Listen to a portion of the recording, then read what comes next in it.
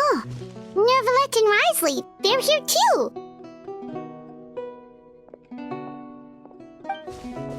Good to see you, traveler. Paimon. I trust all has been going well for you. Big news, everyone. The Udex is out of his office on important business. Is that genuinely something people would consider big news? Why wouldn't they? Important business is a big deal. Ah, yes, you're quite right. When someone you care about requires emotional support, being there for them at the right time and place is of the utmost importance. After reading the Maréchal Phantom's reports, I had a feeling a trip here might be in order. Take note. That, my friends, is how Monsieur Nervalette shows that he cares. We're both here for the same purpose, actually, to accompany Sigewinne as she pays her respects to her late teacher. So the old friend she mentioned was her teacher then? The witch? Oh, sorry. Paimon didn't mean to be rude. It's only 'cause Sigewinne calls her that all the time, so... I doubt she considers that title to be offensive, Paimon. Don't worry. Indeed. In fact, I believe Sigewinne would take it as a sign of affection. She has spoken of this doctor on many occasions, and it sounds like she was a truly generous individual. In those days, many people harbored prejudices against Melusines. She was the only teacher willing to take Sigewinne on as a student. Wow. It's really nice of you two to be here for Sigewinne. Guess you guys really look out for your younger colleagues, huh? Younger colleague? Well, that might be true for the Udex, but I'm not sure I can say the same. Sigewinne served a sentence in the fortress of Meripede hundreds of years ago, and after she did her time, she decided to stick around. She's been an integral part of our administration ever since. Strictly speaking, the head nurse has been around longer than most people in the fortress, myself included. Pretty sure that makes me the younger colleague. She served a sentence? Yes. Long before I became Udex, there was an ancient law in Fontaine that prohibited any attempt to transform another species into a human.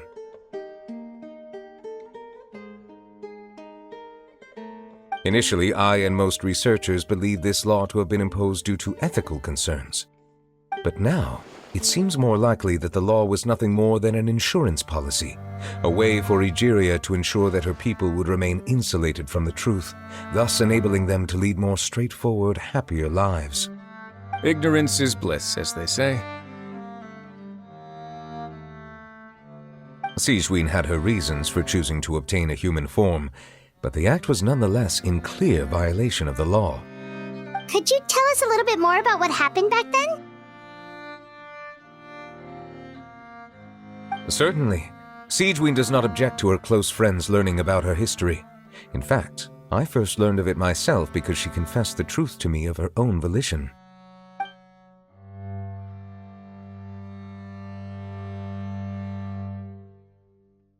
Even with their daughter so ill, they kicked you out? Stubborn as always. And prejudice isn't a disease I can cure either.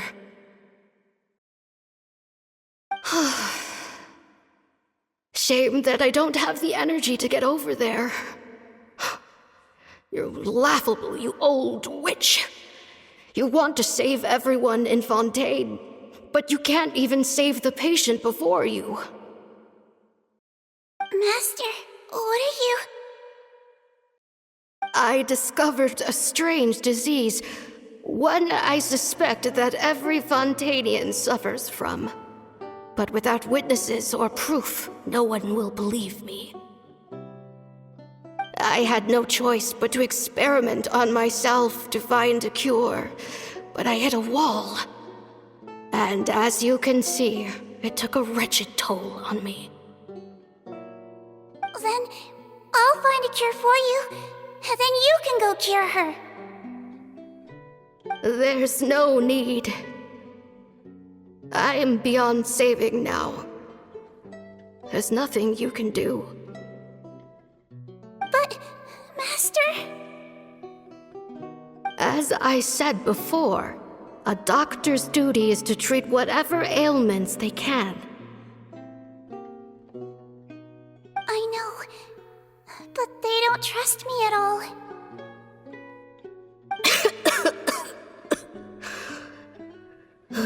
That girl. She's your first ever patient, isn't she? Tell me, what cost are you willing to bear to see her cured? I'll do whatever it takes. Even if it means breaking the law and being punished for it? As long as I don't hurt anyone. Yes.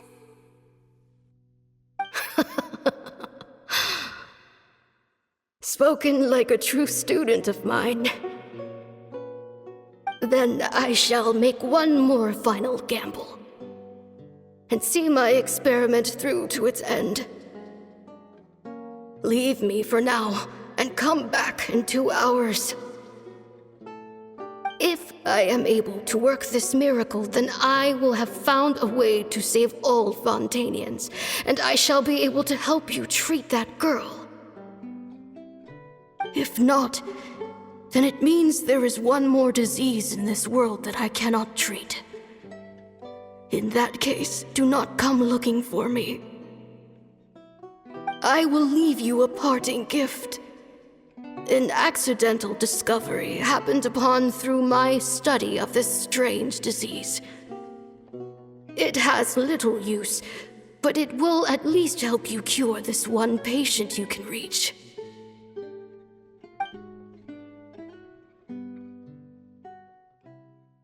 When Sigewinne returned, the miracle had not occurred. She found a potion bottle and a note on the table. After using the potion as instructed, she gained her current form, breaking Fontaine's law in the process. And after I had confirmed the veracity of the events, I gave my verdict. So that's what happened. I fear Sigewinne only understood the full story after the truth about the dissolution of Fontanians was uncovered. When I reflected on all this with that knowledge in hand, I felt a deep sense of regret.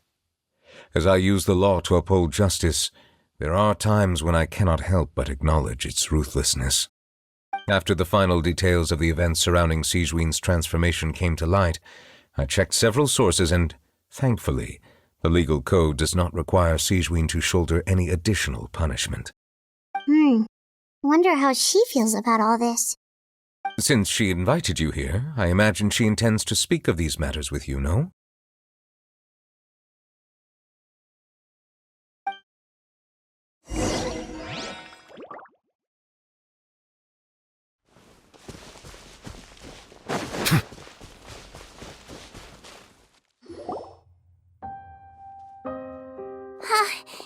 You're here. The old friend I mentioned was my teacher. When she passed, her body was nowhere to be found. All that's left of her is an empty tomb. And even that's deep underwater now. Sigewinne, the witch who gave you the magic potion, she was your teacher, wasn't she? Sounds like Monsieur Neuvillette filled you in. After learning the truth, it must have been hard to process, huh? Well, to be honest, after I realized what really happened that night, my first thought was that it kind of made sense. It seemed exactly like the sort of thing she would do. But she was planning to sacrifice herself and never told you. That's just who she was.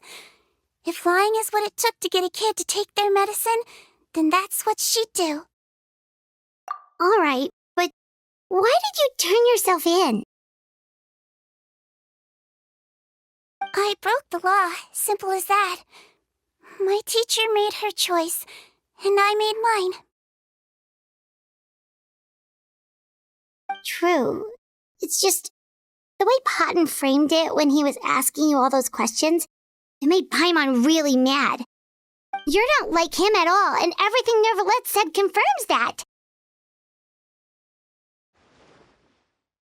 And yet, you were still convicted and thrown in prison. It just feels so unfair. Unfair? I happen to think just the opposite.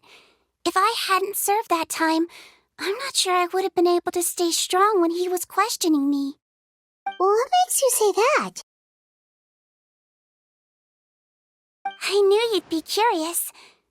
Let me tell you a story.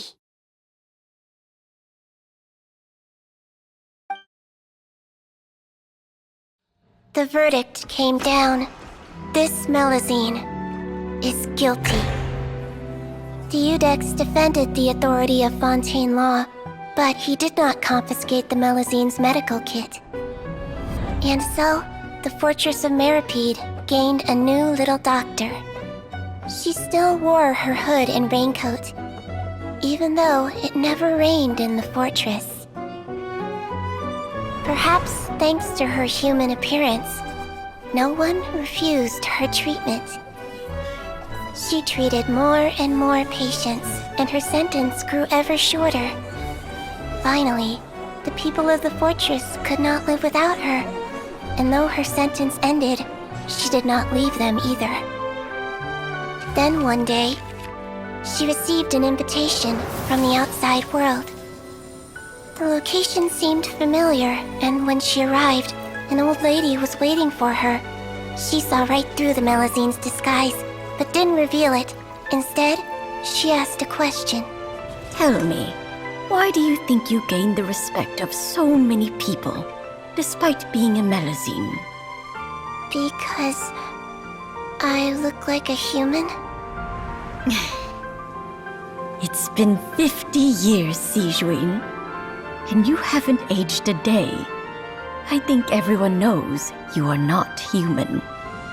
I finally found you, after all these years.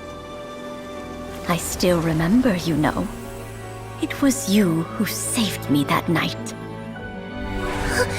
But how? I was no longer a Melazine by then. Does it really matter if you're human or Melazine? I remember the warmth of your palm. It's quite unmistakable. And you know what? It hasn't changed one bit. You don't have to hide anymore, Sigewinne. These days, everyone wants to make friends with Melazines. And I think that it's all because of you. I'm sorry I couldn't say this until now, but thank you, Dr. Melazine. Now that's an ending Paimon can get behind. After hearing everything Potton said, I wanted to tell him that it didn't matter who he looked like on the outside. But it was too late. The warmth in his palm had already disappeared. I tried to treat him, but the roots of his problem had nothing to do with his face. I understand. Thanks, you two. I appreciate you being here for me while I talk this through. Oh, it's nothing. Our pleasure. Oh, there's one more reason I invited you here. It's about time I finally give you what I promised. In order to restore the appearances of the face-swapping victims, the Maréchaussée Phantom gave me special permission to make a few bottles of that potion. And I made one extra just for you two. We don't need it though. Shouldn't we destroy it? Well, even if you chose to destroy it, I still thought I should give it to you first. You two did so much for me. How could I break my promise? Well, fair enough, but anyway, Paimon's definitely not interested in this stuff anymore. Still, if this is the very last bottle in all of Teyvat, getting rid of it would feel like kind of a waste. Maybe we can give it a special meaning somehow. Oh! Paimon's got it! Melusine physiology wasn't affected by the Great Flood, right? So that means the potion should have a permanent effect on you. In that case, what do you say, Sigewinne? Ever thought about transforming back to the way you used to look? After all, from a Melusine point of view, Paimon bets Melusines look the cutest of all! Paimon, after everything, do you really think it matters whether I'm Melusine or a human? Well... What was Paimon thinking? You made up your mind a long time ago! Yeah, let's just destroy this thing. Leave it to me.